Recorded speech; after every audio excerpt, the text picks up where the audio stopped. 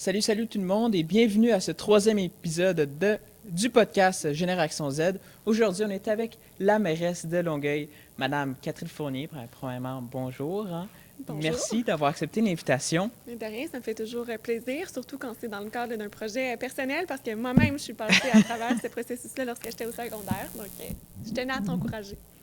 Mais écoutez, j'aimerais ça commencer par un petit, si on veut, topo de votre carrière, si vous voulez la résumer en quelques minutes, en quelques points, pour que les gens à la maison saisissent l'ampleur de vos exploits, si on veut. Ouais, mais je pense que je vais y aller plus brièvement, dans la mesure où j'ai le privilège d'exercer la fonction de mairesse de Longueuil depuis le 7 novembre 2021. Donc, ça fait déjà 2 ans. Je suis également, à ce titre-là, présidente du comité exécutif de l'agglomération de Longueuil, donc qui regroupe également les villes de Brossard, Saint-Lambert, Boucherville et Saint-Bruno de Montarville. Puis avant d'être élue mairesse, j'ai également occupé la fonction de députée de Marie-Victorin à l'Assemblée nationale du Québec entre 2016 et 2021, donc pour 5 ans. Et j'ai été élue la première fois, j'avais 24 ans, donc j'ai été la plus jeune femme à faire son entrée là, à l'Assemblée nationale du Québec. Donc ça me rendait évidemment fière, mais en même temps, je me suis dit que ça devenait aussi avec une certaine responsabilité que j'ai voulu porter, d'intéresser davantage les jeunes, la relève, à prendre la place qui nous revient en politique. J'aimerais ça aussi qu'on commence par le début de votre carrière, hein, votre implication au niveau, je pense que c'était au niveau du Bloc québécois, là, dans les tout débuts, là, en tout cas quand j'avais remarqué ça. Oui, je me suis D'où impliquée. ça vient justement, ce désir-là Ouais, de... je me suis impliquée. La première fois que je me suis impliquée dans une formation plus partisane, Ouais. si on veut, c'était au Bloc québécois, effectivement. Mais avant, j'ai même fait beaucoup de bénévolat lorsque j'étais au secondaire. Mais c'est vraiment au cégep que là, j'ai commencé à davantage vouloir faire du bénévolat dans le monde plus politique. Là. Au départ, pas nécessairement pour un parti comme tel. Je m'impliquais pour plusieurs causes, notamment là, la langue française. Puis je m'intéressais à différents enjeux, notamment sociaux liés à l'accessibilité aux études supérieures, notamment là, dans le cadre de la grève en 2012. Donc, j'étais très engagée. Puis je pense que ça vient un peu d'une curiosité naturelle que j'ai toujours eue. Je me suis toujours intéressée à la politique, à l'actualité là, depuis que je suis très jeune. Je posais beaucoup de questions à mes parents. Puis je pense que aussi j'ai été influencée par une de mes grand-mères, en fait ma grand-mère paternelle, qui m'a gardée souvent lorsque j'étais petite. Puis elle était vraiment une férue d'histoire, de féminisme également. Donc c'est sûr qu'elle m'a sans doute influencée là, dans mes intérêts. Mais ça s'est toujours construit un peu de façon naturelle. Puis c'est vraiment grâce à des gens que j'ai rencontrés au fil de mon parcours que j'ai même su comment commencer à m'engager, à militer, puis que j'ai commencé à faire mon propre chemin.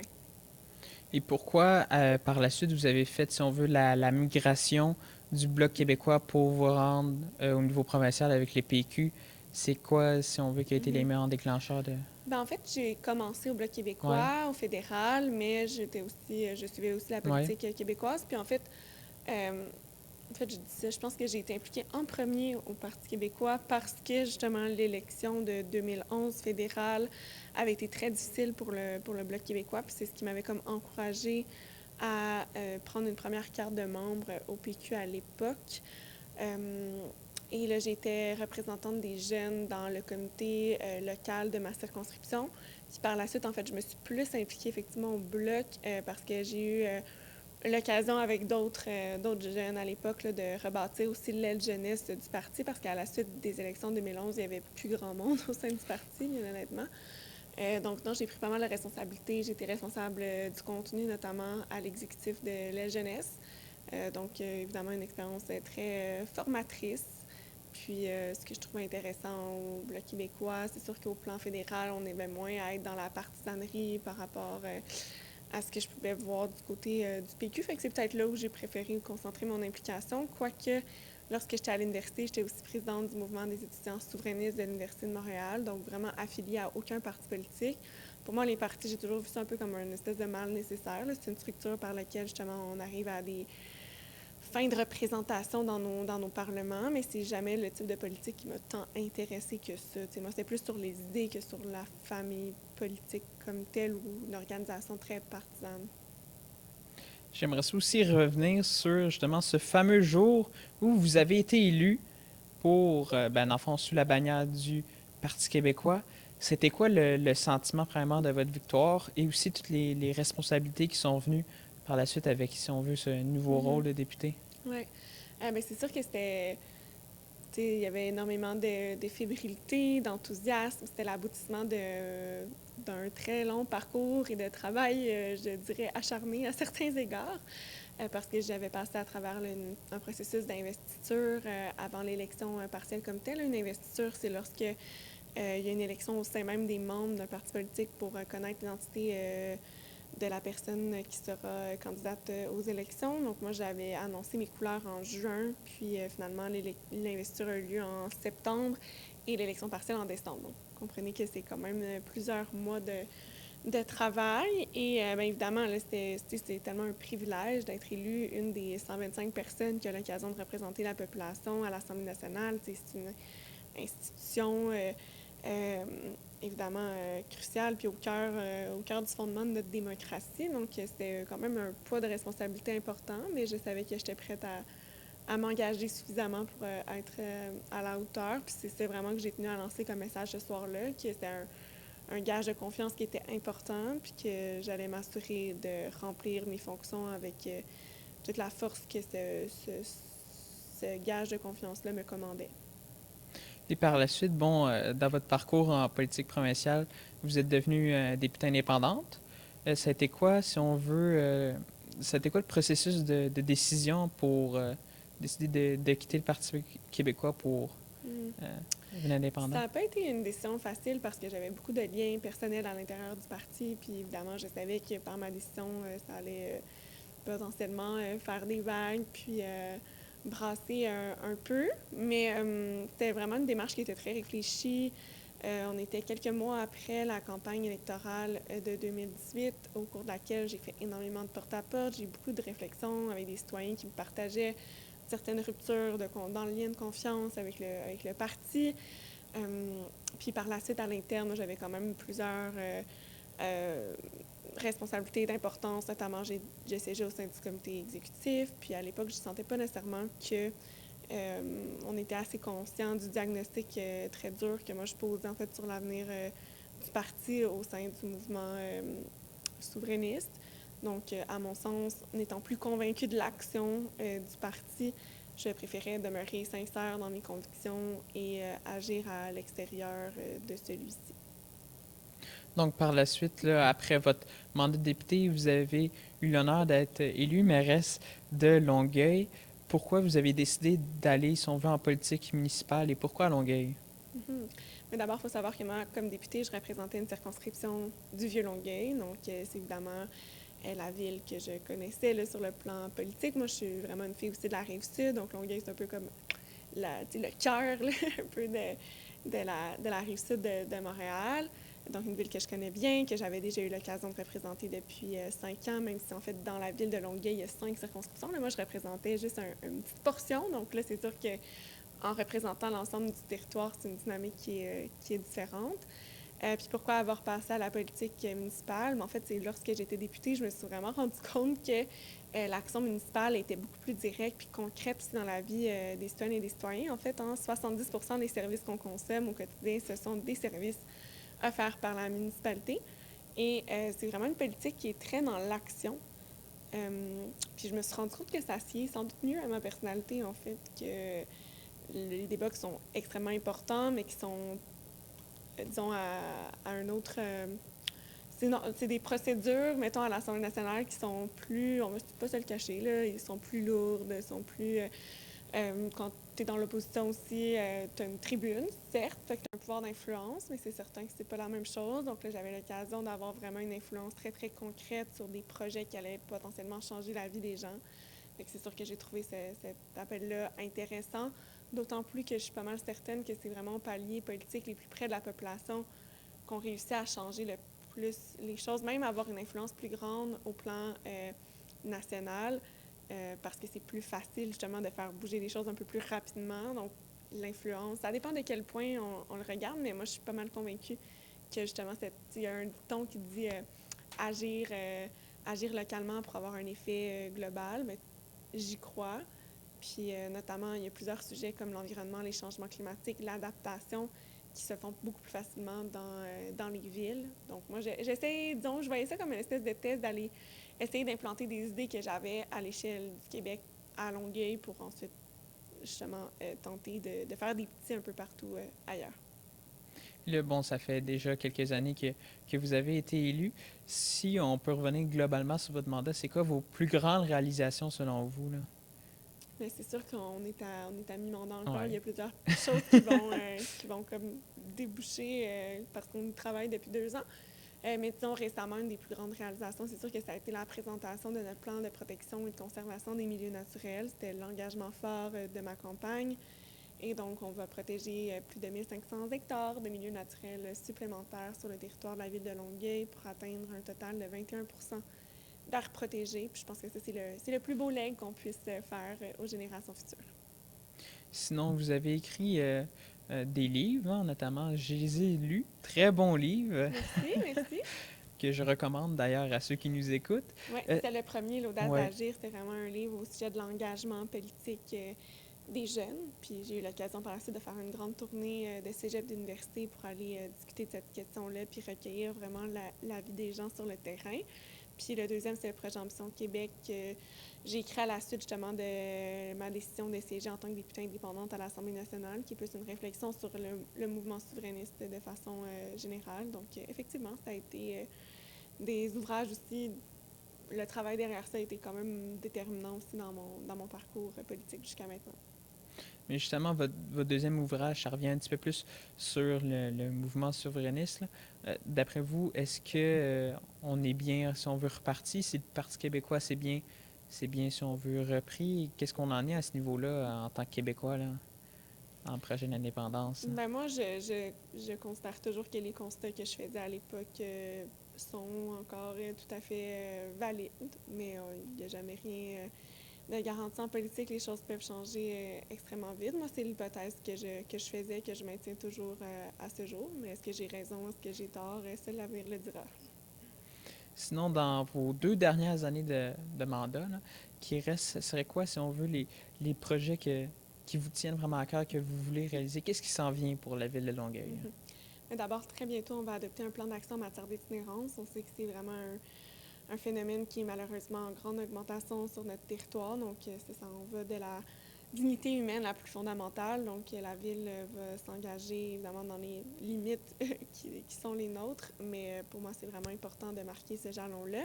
Puis de façon plus globale, en lien avec l'itinérance, et pas juste avec l'itinérance, il y a la question de la crise de l'habitation qui touche une très grande partie de la population que je juge extrêmement préoccupante. Puis avec la protection des milieux naturels dont je parlais tout à l'heure, la question de l'engagement en matière d'habitation était aussi là, vraiment dans nos plus grandes priorités, de même que le rétablissement de la confiance, ou en tout cas le rehaussement de la confiance envers notre démocratie municipale. Ça, déjà, on a fait quand même on a mis en place plusieurs chantiers, notamment de participation citoyenne, de consultation, de participation publique.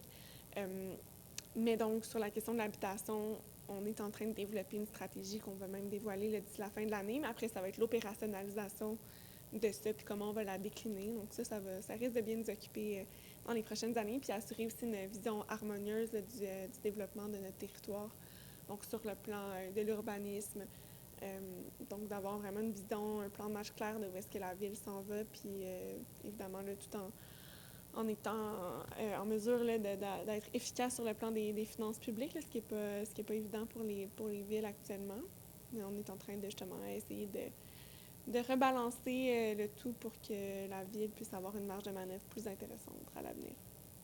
Justement, je vous écoute parler et puis j'ai remarqué que je pense que l'implication citoyenne et justement, si on veut, de prendre le pouls de la population, c'est vraiment important pour vous dans votre mandat. À quel point, justement, l'engagement civil est au cœur, si on veut, de la politique de la ville de Longueuil, là?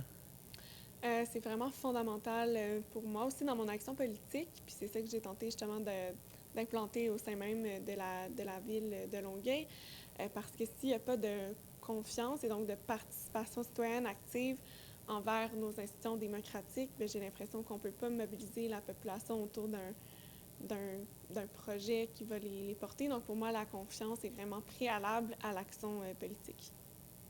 Puis si on veut, justement, vous mentionnez tout à l'heure que politique municipale, c'est beaucoup plus, si on veut, près des gens. Est-ce que, justement, les gens s'intéressent de plus en plus à cette politique municipale-là? Est-ce qu'il y a un moyen de, si on veut, démocratiser et de rendre, si on veut, plus intéressant au grand public, qui normalement ont tendance à délaisser cet aspect-là?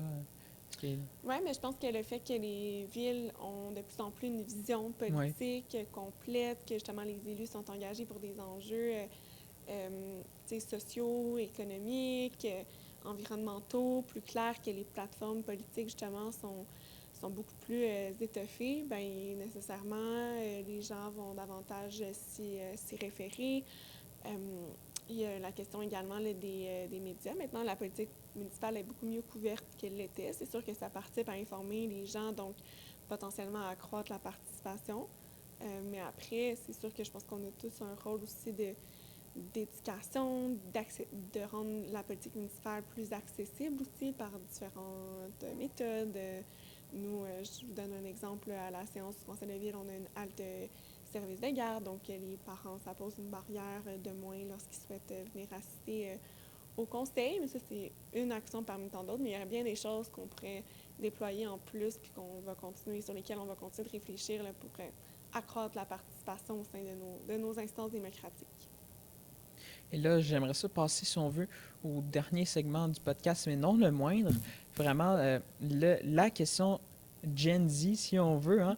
J'aimerais ça savoir, puisque vous êtes une représentante de la nouvelle génération en politique, comment est-ce que vous envisagez justement répondre à différents enjeux au niveau de l'environnement et tout ce qui touche la jeunesse, et comment vous pensez encourager justement les jeunes à s'impliquer de plus en plus en politique? Là? Mais là, d'entrée de jeu, je dois dire que Ouais. moi, je pense que je suis plus dans la génération Y, le millénial. C'est sûr que c'est une génération de plus, là, mais... Non, je sais, mais c'est juste le temps passe. Finalement, ça fait 7 ans que je fais de la politique. Mais pour moi, c'est vraiment important. D'ailleurs, quand j'ai bâti mon équipe pour la mairie de Longueuil, j'ai tenu à avoir des candidats de toutes les tranches d'âge, notamment des jeunes, des plus jeunes que moi, qui ont été élus à 21, 22 ans. Puis ça, pour moi, c'était fondamental parce que je crois à la représentativité. Je pense que c'est absolument nécessaire pour que justement la voix de l'ensemble des générations soit portée parce qu'on vit des expériences qui sont différentes en fonction de nos générations. C'est vrai aussi qu'on est un homme, une femme, qu'on est né ici, qu'on est né ailleurs, qu'on a un profil d'expérience professionnelle qui soit X ou Y. Donc, c'est vraiment, je crois, à la diversité qui crée vraiment la richesse et la créativité qui va engendrer les meilleures solutions pour la société. Puis évidemment, là, la jeunesse doit prendre part à tout ça. Moi, j'aimais toujours dire que, puis j'aime encore le dire, que les décisions qu'on prend vont avoir une influence beaucoup plus grande sur notre avenir. Puis c'est encore plus vrai pour la génération qui me suit, celles qui viendront. Donc nécessairement, on doit être impliqué, on doit être au cœur. Il faut prendre le pouls. C'est pour ça que je parle de la représentativité qui est importante, mais de toujours être connecté également aux enjeux qui touchent les générations montantes. Moi, je dis, écoutons les jeunes pour savoir quels seront les enjeux demain. C'est un petit peu drôle parce que je donnais l'exemple, j'ai souvent donné l'exemple à l'Assemblée nationale dans ma dernière année. Comme députée indépendante, pendant des mois, j'étais la seule à parler de la crise de l'habitation. Puis là, finalement, c'est comme le gros enjeu depuis les derniers mois, depuis les dernières années. Donc, je pense que justement, les mouvements ou les premiers échos quand il y a une problématique ou quand on voit venir un enjeu qui devient plus sociétal, on l'entend souvent. C'est pas toujours vrai, mais on l'entend souvent chez les plus jeunes. Donc, c'est d'autant plus important de prêter là, une oreille attentive. Puis aussi, ça a été, si on veut, au cœur de certaines discussions dans les dernières années.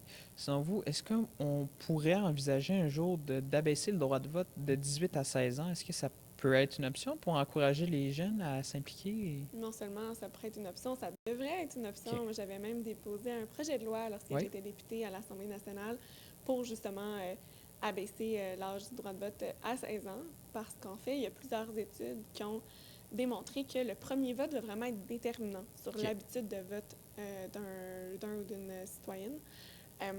Donc, si on ne vote pas la première occasion où on peut le faire, il y a 50% des chances que tu ne votes jamais dans ta vie. Tandis que si tu votes, ben là, donc tu as vraiment plus de chances d'aller voter à nouveau, tu crées l'habitude. Mais quand tu manques ton premier vote, c'est vraiment, tu as des chances bien plus grandes de ne plus jamais aller voter au final, de ne jamais utiliser ton droit de vote, ce qui est évidemment préoccupant. Donc, l'idée derrière l'abaissement du droit de vote à 16 ans, c'est qu'à 16 ans, on est dans un moment de notre vie qui est généralement plus stable, qui a des conditions, disons, qui favorisent l'exercice du droit de vote. Puis d'ailleurs, il y a eu des études qui ont été faites, notamment en Écosse, qui ont montré que quand ils ont permis le droit de vote à 16 ans, notamment dans le cadre du référendum sur l'indépendance en 2014, les 16 ans ont voté plus que les 18 ans. Donc, de prendre justement cette tranche d'âge-là, puis ça donne aussi le fait d'être encore à l'école, on peut vraiment avoir un encadrement au plan de l'éveil à la pensée critique, à l'exercice du devoir de citoyen. Donc, puis tous les jeunes sont encore à l'école à 16 ans, donc ça peut être plus intéressant de ce point de vue-là pour créer des habitudes d'électeurs puis d'engagement citoyen. Oui, merci beaucoup, Madame Fournier. Je pense qu'on arrive pas mal à la fin de cette entrevue. Merci d'avoir accepté l'invitation. C'est toujours un plaisir de vous parler. Merci beaucoup et puis, pour les questions très pertinentes.